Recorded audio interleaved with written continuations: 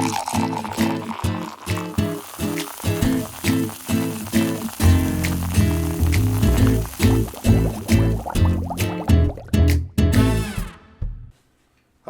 welcome. I'm Matt Mizell. Welcome to a special historically focused brew.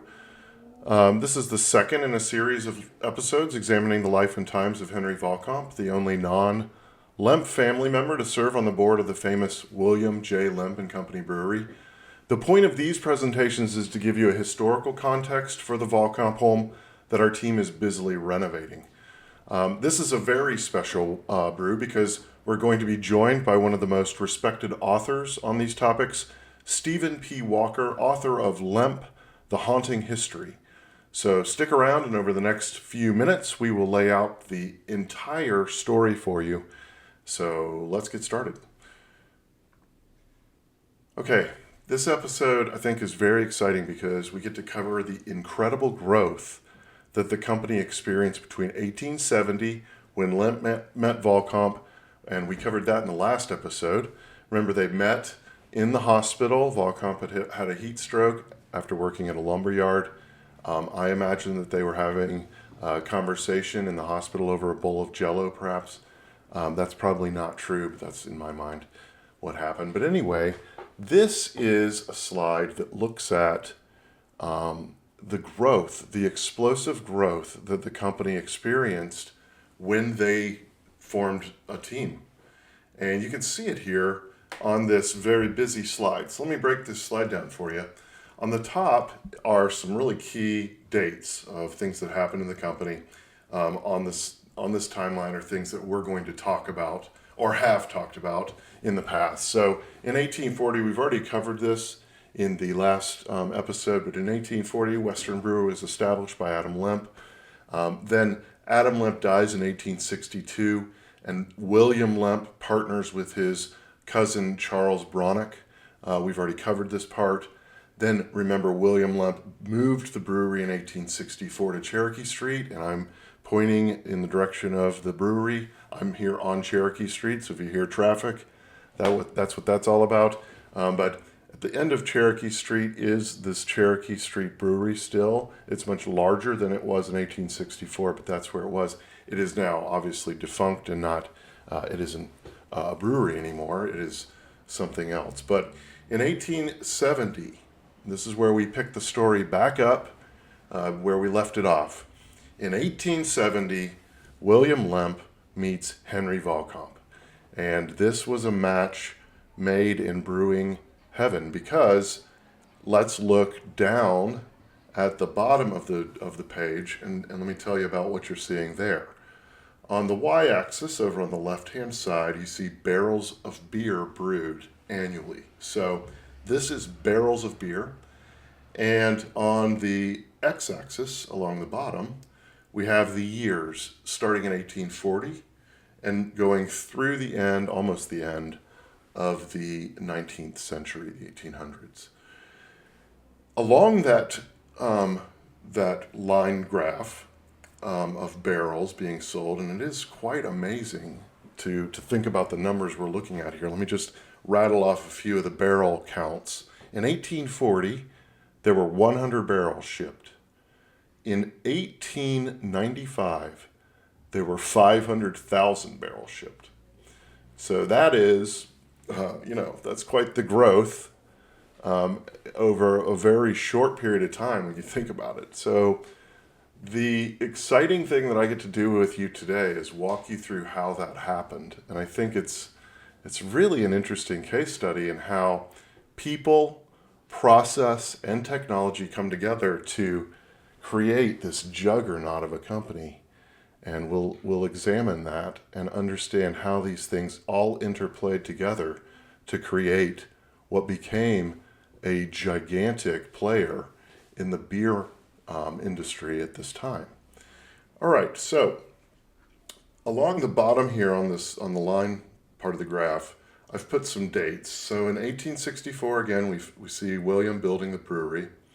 Note the barrels shipped don't really blip up until 1870. Now, I would like to assign the fact that Volcom showed up and started to help Lemp with the overwhelming amount of operational needs and things like that, but I have no idea. But it is interesting that there's an inflection point right there where Volcom joins Lemp, and they start to increase in production. And as they go along, we will talk about the different things that were introduced, the different technologies that are outlined here, and the different process and sometimes architectural changes that they're making to the brewery itself to accommodate this massive demand for lager in the United States, then globally. So in 1840, 100 barrels, 1862, 12,000 barrels, 1870, 15,000 barrels. So when he joined 1870, it was 15,000 barrels. 1876, 61,000 barrels. 1878, 100,000. And then a gigantic inflection point up and just straight shot up to 500,000 by 1895. So let's go next and talk about how they did that. I've broken this down into the people part first, so I think the team mattered. If you look at my bio, you know, as an executive, I'm a big believer in getting the right team together first before you try to conquer whatever it is you're trying to do in business. And I think Lemp bought that as well. I think he followed that as well. And when he met Vahlkamp, they became a very effective executive team. And it was really him and Vahlkamp, and the brewmaster is mentioned, but really him and Vahlkamp were the ones that were doing this. So let's talk about what they did. So let's start with Lemp. Lemp was born in 1836 in Germany.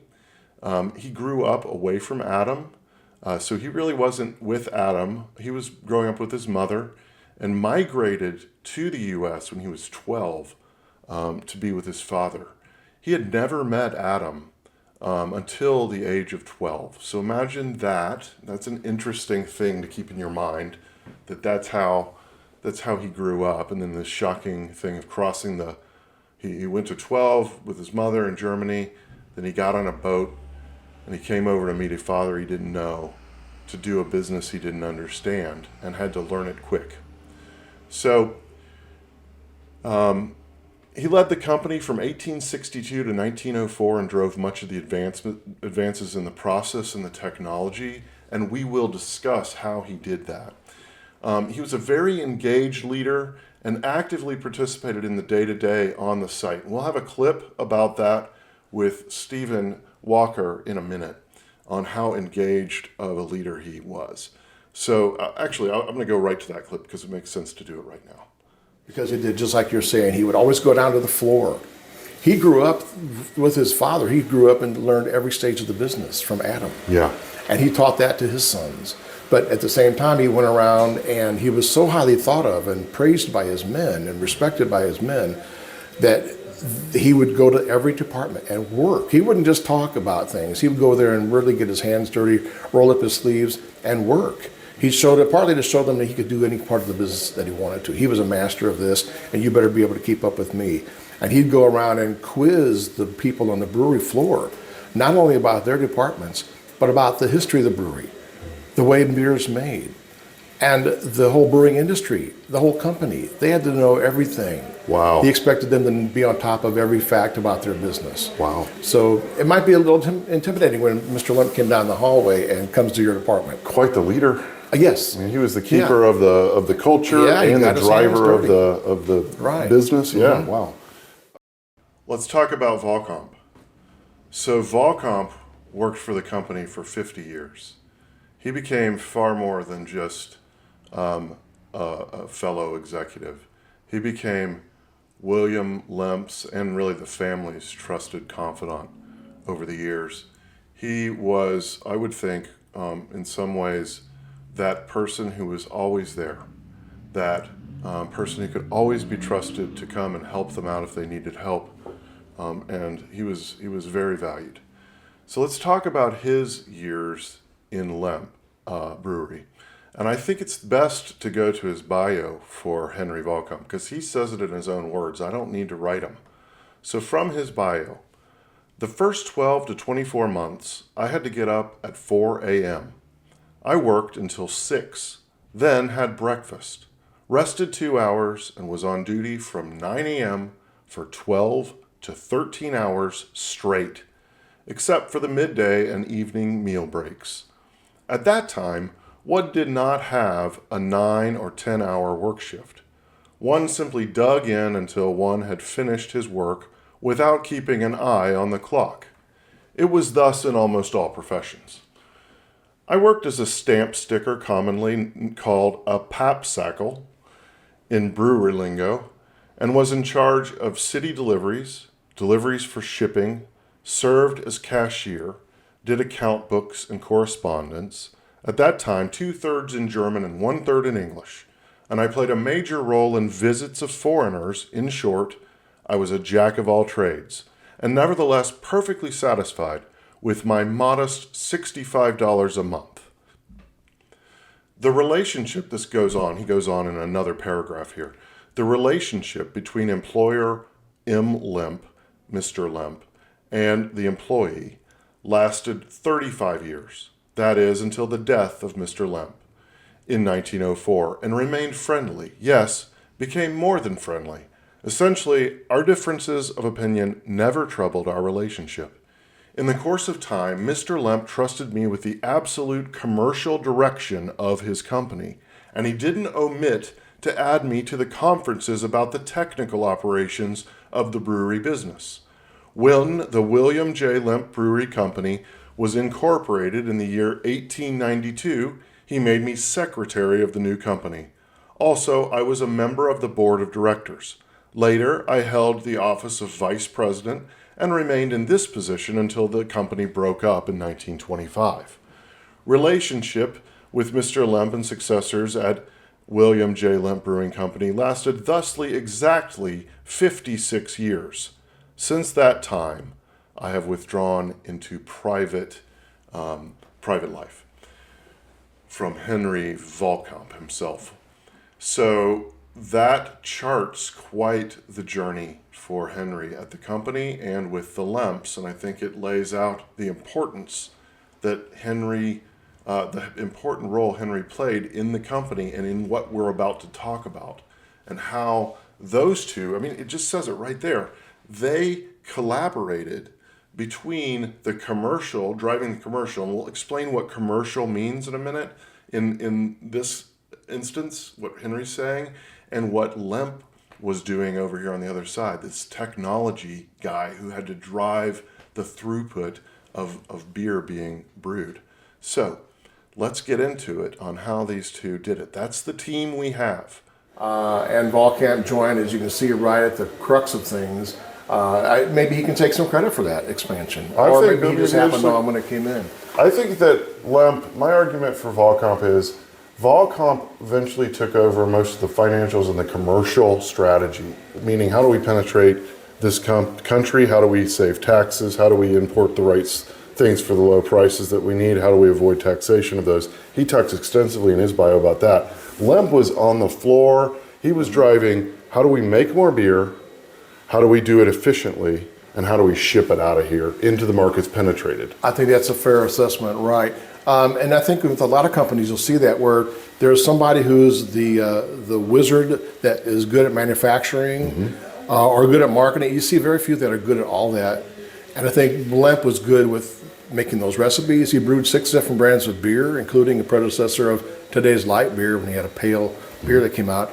He was great as a brewmaster and having the good people around him. But yeah, it's hard to do the brewing, the business expansion, the marketing, everything he had to do. So I think he was good at it. Was good he had Vahlkamp as his right-hand man. I think you could argue, you see it in the production here. So Volcom joins. Volcom took a while to get up to speed, but when the new technology came online, they had a good team, and they were able to exploit it and run because Volcom could handle the commercial piece. Okay, so that's our discussion about the team. So now let's talk about the technology and the process that were used to get this gigantic growth curve. We've in my research and in the reading that I've done, and then Nikki's research, we've pulled out three things that we think were differentiators on or made the real difference in how Lemp could grow. So let's talk about all of those things. We're going to go deep on all three of those things, deeper. The story of it is going to play out here with this clip about William. This will explain why. Well, it'll explain why they adopted so quickly. So, before we talk about these three things, let's hear from Stephen. Well, look at his refrigeration. Look at the things he adopted. The pasteurization, the bottling department. As soon as something was patented and it was a new technology, he said, sign me up. I'll buy 2 of those. Put that in my brewery. And he did. He traveled to Germany. He traveled to these places where engineers were making things, and he was on the ground floor. So yeah, I want that, because his biggest competition was right across the street. Anheuser-Busch. If you had Anheuser-Busch breathing down your neck, you're going to try everything you can too to stay current and do everything you can to get ahead if you could. But I really think from 1876 onward, they felt AB breathing down their neck. And they had it to themselves. They had the city and a lot of the country to themselves till that came in. Yeah, so they were feeling the heat from AB, and they needed ways to grow rapidly. Let's talk about the distribution first. So it was basically a combination of rail and ice houses. So railroads were the primary means of transporting beer in the late 18th century. Lemp developed a national distribution strategy, we think one of the first in the country to do so, that included a series of ice houses strategically placed in key cities and then serving as distribution hubs for their beer shipped in fresh off the trains, as well as locations where ice could be stored and used in shipping the beer to further locations. So we'll go into how ice worked. They didn't have refrigerated rail cars until much later. They had large refrigeration units very early in the game. So 1870s, they were refrigerating things using ammonia and steam-based systems. But they couldn't refrigerate a rail car until probably the 1900s. And I need to go back and get you a real date on that. But they were basically stuffing rail cars with ice because they couldn't miniaturize the refrigeration equipment. So you could refrigerate in a place where you could build a big machine and let it sit, and then you could stuff the ice into the mobile piece and allow it to melt, and then you'd have to restuff it. So they had this amazing system of a series of ice houses that they can then use as a distribution hub. And we'll get into the ice houses in a minute, but it's pretty fascinating. But to get it to the ice house, Lemp needed access to the railway. Now, a railway system that would eventually get them national, right? So the St. Louis did have a lot of rails, and they went down by the Mississippi River. And one of the problems Lemp experienced was getting freight from up at the brewery down to the river and raw materials up from the river to the brewery. And let's just talk about what he did to solve that problem. Hey, so I'm researching the distribution strategy of Lemp, and one of the things that we're talking about is the Western Cable Railway Company. I think a very interesting artifact still left here that we can look at is on Broadway Street, looking at the Lemp Brewery, what's left of it.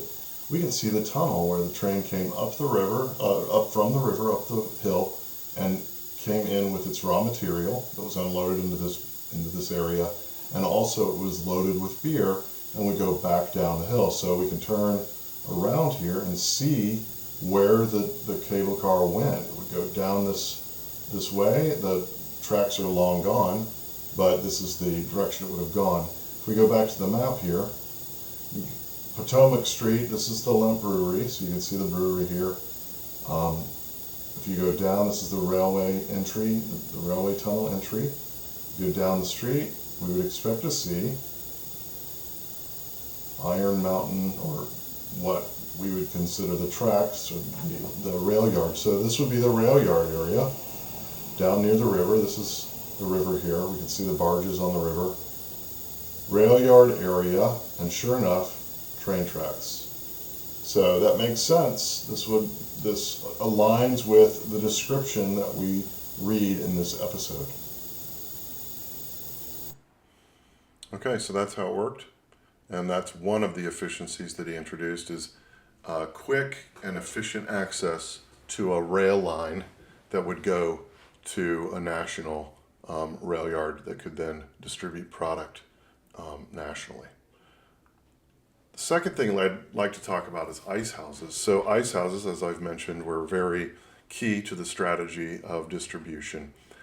They were strategically located throughout the country in key cities, and those were their function was to provide ice for trains, shipping beer prior to refrigerated rail cars, and storage of the beer for local sales. So they could actually sell the beer locally, and you can see that on this advertisements here, and see all the kegs coming and going from the Los Angeles ice and cold storage there. That's a good example of what they were doing. They could distribute keg beer to local customers, bottle beer for local distribution. We actually have some bottles from local ice houses that were actually bottlers, or they would ship it from the ice house to a local bottler that would put it into bottles for them. And they could also sell ice and cold storage. So this business continued after the brewery closed. So that was a separate going concern. Here are two ice houses in key cities, Galveston, Texas, and Los Angeles, California. And here is a clipping that I've taken from 1999. Breweriana is the name of the magazine. I guess it's for people that are really into brewing. I don't know, I found it. And Kevin Kios and Donald Rusine wrote this article in 1999. And it said, by the mid-1890s, the Lemp Brewery was well on its way to becoming a nationally known shipping brewery. In fact, Lemp was the first brewery to establish coast-to-coast distribution of its beer. Lemp beer was being transported in some 500 refrigerated rail cars, averaging 10,000 shipments per year. The brewery proper employed 700 men. Over 100 horses were required to pull the 40 delivery wagons to make St. Louis City deliveries. That's the city only. And the rated production capacity of the brewery was 500,000 barrels a year. That's mid-1890s. So that's a glimpse from Breweriana. Okay. Another thing that was a game changer was artificial refrigeration. So keeping the beer cold during the lagering process alone was a constant battle. That's why they had to have caves. But caves were very limiting. You couldn't really expand a cave unless you dug, and you had to usually barrel the product to take it down into the cave. Now, that had to change if you were going to start to meet the needs or the desires of a thirsty country, a country demanding this new lager product, and you've got the best lager in the region. So in 1878, Theodor Krausch designed the lagering house with artificial steam refrigeration, bringing lagering up from below ground and allowing them to pipe the lager straight into the lagering tanks. And that was a major process breakthrough. You can imagine it gives you theoretically infinite expansion capacity, as many tanks as you can build, and as tall as you can build the building, and as big as you can build their artificial refrigeration is as big as you can go. So for lagering, as early as 1878, Theodor Krausch was installing his patented steam-powered systems at Lemp Brewery. A September 1887 article in Western Brewer explains, first, putting in 2 of Krausch's 15-ton machines in 1878, he soon added 4 25-ton machines and is now erecting 4 35-ton machines. So that is an interesting thing. He is going big. Now, where was he putting all of this stuff? Well, we'll look at the map in a minute, and I'll show you how the brewery had to be reorganized to accommodate some of this stuff. But this was a game changer. He could bring lagering above ground. Here next, let's talk about the lagering and refrigeration part of the brewery. So here I've circled on the map the lagering and refrigeration area. We've got lagering tanks that have lagering houses that have popped up all over the place, right here on Cherokee Street as well. But the main thing was right here. This on the left-hand side was the old one, the first one. The right-hand side was the expansion, and right here was the refrigeration area. Here's what the Western Brewer article from 1881 notes. This building was initially filled on the first 2 levels with 72 lagering tanks, each 16 feet tall. On the 3rd floor was the fermenting room, fully equipped with the Crouch system of refrigeration. This is cool. This is a picture of an ice plant. So they were artificially creating ice, and then looks like they were sending them down some chutes there. Look at the size of those ice chunks. Think about it though. Everything was set up to receive river ice, which was probably cut into slabs very similar in shape and size. So this is the same. Probably the same shape, and would fit into whatever was meant to receive those large blocks of ice. Really cool shot from the souvenir booklet that Stephen brought of the condenser floors of the refrigeration machines. So this is probably the ammonia systems where they were bringing the ammonia back down, running water over them. You can see the steam coming off, and they were cooling that ammonia back down to condense it back down. So in 1873, when Anheuser-Busch began using glass bottles and pasteurization to ship massive quantities of beer to the national market, the addition of sterilized glass bottles and pasteurization was driven by the hard lessons of the Franco-Prussian War, which we had already talked about last episode. What was going on over there in Prussia? The war was still raging, or was raging in 1870, and from that, Louis Pasteur did some work that I think we're all fairly aware of, that resulted in canning and sterilization and the ability to the pasteurization, the ability to kill off the microorganisms by simply raising the heat for a period of time. So pasteurization came along in 1873 with Anheuser, but then Lemp followed suit in 1875 with the same sterilization technology that included bottles. So when you did pasteurization, excuse me, you not only pasteurized the beer, but you had to sterilize the bottles that it was going into. So that took some innovation there too. The bottle design had to be standardized, number one, because capping it was hard. And capping it to hold lager sort of pressures was hard too. So they came up with things like the lightning release and things like that. But what happened with that innovation was it freed the beer to flow globally, because you didn't have to refrigerate it. You had to keep it cool. It would skunk up if you got it too hot. But if you kept it reasonably cool or tepid, then it would be fine when it was delivered. So pasteurization, along with improved closures such as the lightning stopper and later crown caps, which replaced cork, allowed the bottled beer to become huge business throughout the country and the world. So Lemp's beer was sold in all of these locations. United States, of course, all over there. Hawaii, not a state, by the way. 1959 it became a state, but you didn't know that. I guess you probably did know that, but anyway. South America, India, Japan, China, Australia, UK, Germany, and France. Selling American beer in Germany. That's pretty gutsy. And Vahlkamp talks about how he did that. So here are the bottles. Let's talk, quickly. Lightning stopper could be heated to high temperatures, and they could put new ones on and all kinds of stuff. So anyway, that was going on there. This is a crown bottle, came a lot later. These are the ones we know, where they stamp a crown onto the top. This came along a lot later.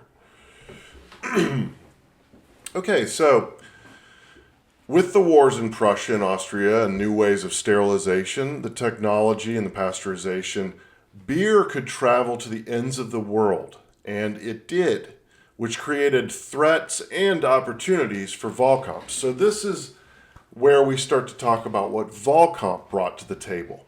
So that was Lemp. He did the scientific, the technology, the brewing, and the process and the operations, and Vahlkamp was tasked with commercial. So let's investigate what that meant. So this is a good example of what he was dealing with as far as threats go. So Vahlkamp, from his autobiography, at the time, large quantities of bottled British ales and stouts and German and Danish lager beers were exported to the United States. The southern and western cities were the main buyers. Therefore, this is the area the St. Louis brewers sought to go into with their products. The foreign beers were cheaply priced and stood in the way of the domestic industry. The federal government was well informed on these affairs and not averse to compensating and assisting the brewers in their efforts to replace the foreign beer with beer made in the good old USA. He didn't say good old, in the USA. They went a step further and proposed to the brewers to export their beer into the countries where the European producers were doing a good business. In other words, an export business. Concerning these very important questions, negotiations were undertaken with the authorities of the Treasury Department and Internal Revenue Commission, at the time General Rahm of Golconda, Illinois, by letter and by word of mouth, which finally produced some timely and practical results. So they engaged a general to go up there and talk about these negotiations, or do the negotiations for them. The British and German beer industries paid low wages and had at their disposal brewing ingredients at cheaper prices. The St. Louis brewers were in the position of obtaining German and Bohemian hops, Canadian barley, and German-made bottles at lower prices than those of domestically produced items. The not insignificant import duties stood in the way. The St. Louis brewers were informed that if they were willing to manufacture the beer intended exclusively for export from imported ingredients, the government was ready to pay back a 10% excise tax in the form of so-called drawback.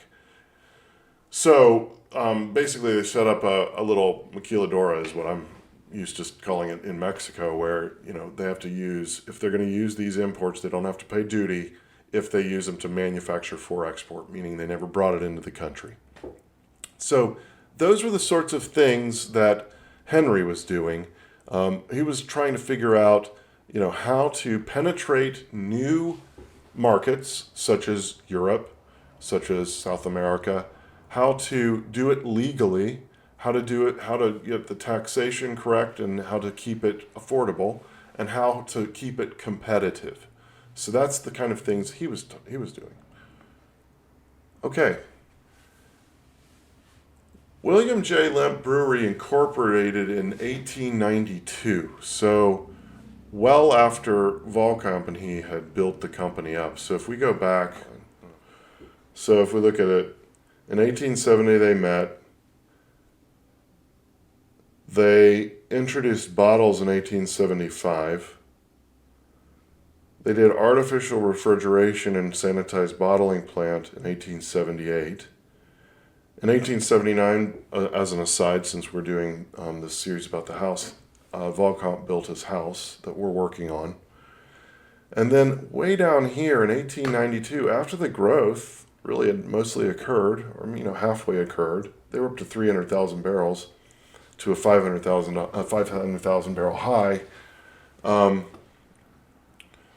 they incorporate. And let's go back to the slide now. Right, so they're incorporating in 1892. William Sr. is president, 52 years old. His son Billy, or William Jr., as VP. Other son Lewis as superintendent, and Vahlkamp as the secretary. So Vahlkamp's not on this slide. But these are just the sons. But William Sr. and Vahlkamp were the two old guys who had done it and had driven it. And the sons had been along for some of this, for sure. They'd played roles.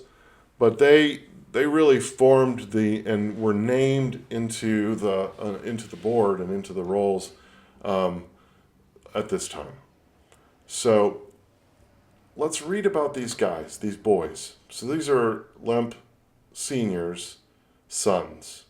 And this is about the future of the company. I think at this point, he was 52.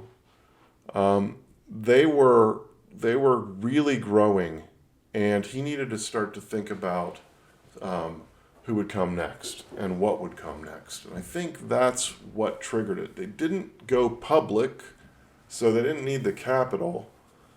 I think this was more about succession and estate planning, and we'll examine that with Stephen next. But Billy, William J. Lemp Jr., was known to be not unfriendly, but cold and crisp, very business-minded with high value for integrity, and expected the same from those he did business with. When not working, he was known to be fun-loving, a playboy who liked to enjoy the finer things in life. He was involved in lots of hobbies, including horse racing and hunting and local organizations.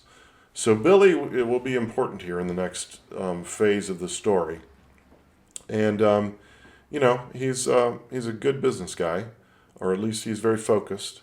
Louis Lemp was the second oldest son, being born in 1870, just before Volcom met Lemp. So he was born just before that. Louis had studied beer under some of the best beer makers in the world while attending school in Germany. He gave the brewery business his all, but liked to spend his time racing his horses and being in politics. So these guys like to play. Charles Lemp doesn't show up on the board until about 1901. When he was 25, he was encouraged to run for local office, which shows how well liked he was. And like his older brothers, he was known to have a good time. He did cross the law a couple times. In 1904, he was being investigated for boodling. You'll have to go look up what boodling is. I had to. I'm still not exactly clear.